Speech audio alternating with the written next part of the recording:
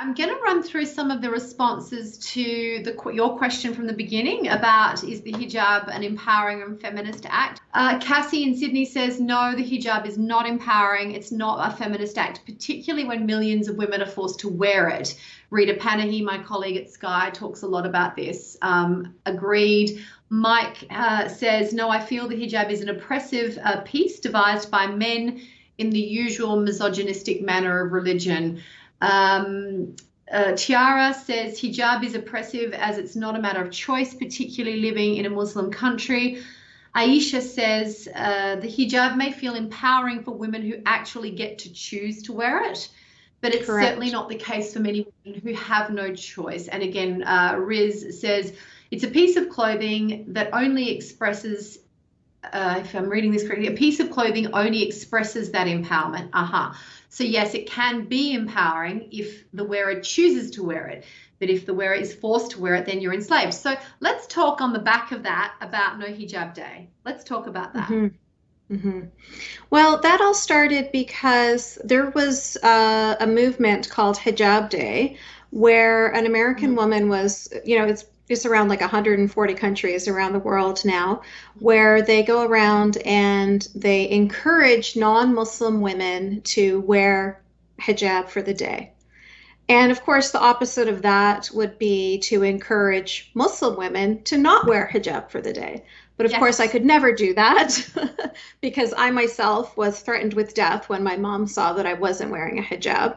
And a young girl not far from where I'm living right now was murdered by her father and her brother. She was, in fact, strangled to death with the hijab that she refused to wear here in Canada, a 16-year-old girl. So I would never in a million years ask Muslim women to not wear hijab because I know what the cost of that potentially could be.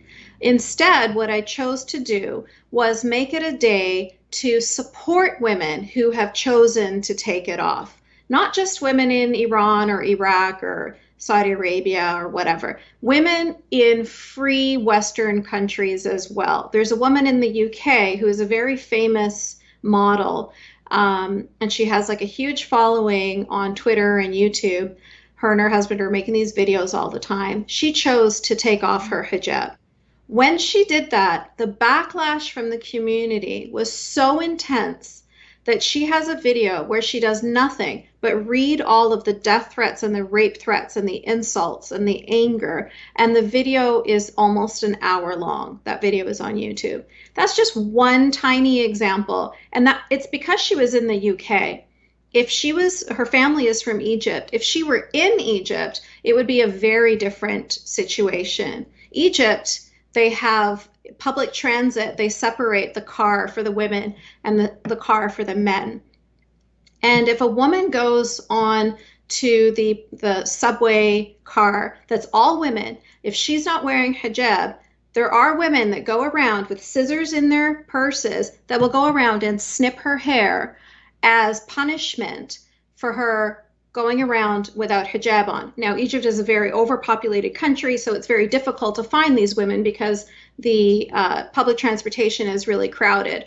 But it just goes to show you that it's not just men that are forcing women, it's women that are forcing women, it's the entire society. You get backlash from men and women, and not just from your family, but from the greater community, people that they don't even know who you are. Quite often there were Christian women that were getting their hair cut because these women are going around cutting the hair of anybody that has her hair out willy-nilly. They don't even know if these women are Muslim or not, and they don't even care. They're still going to be punished for having their hair out.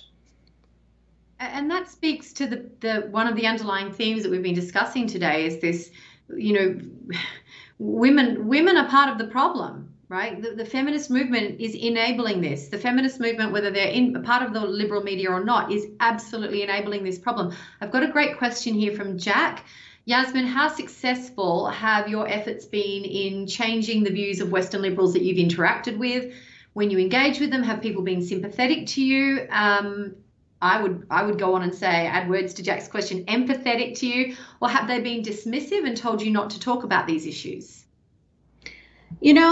That's the kind of question that I'm hoping to get some sort of proof of whether what I'm feeling is true or not, or if it's just because social media can be such a bubble. So the people that contact me in media are people that are already interested, that are already thinking about what I'm talking about.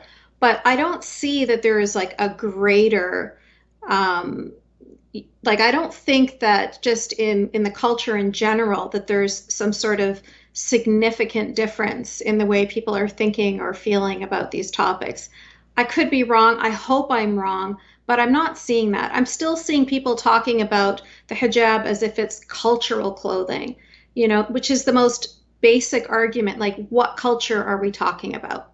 Because we've got women in Indonesia and Egypt and Russia and all over the world, people that don't share language, they don't share food, they share nothing.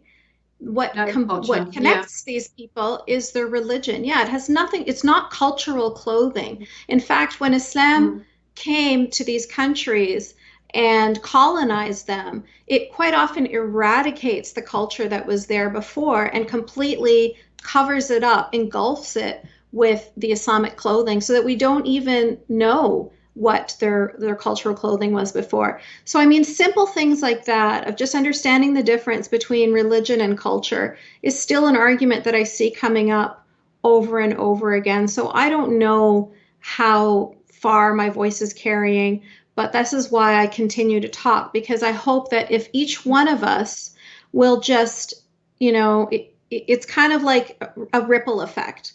If every single person just speaks to another person, and then eventually word will get out there, and it will just, because honestly, when I'm speaking to somebody one-on-one, face-to-face, they get it. They really do. Unless, they block me or they don't want to hear about it. They don't want to get far in the conversation. But anybody that's willing to sit and listen and talk to me, they get it before long. But I don't know if those same people are still going to be virtue signaling after our conversation is over, or are still going to be biting their tongue after our conversation is over. I don't think that what I'm saying is a difficult concept to understand.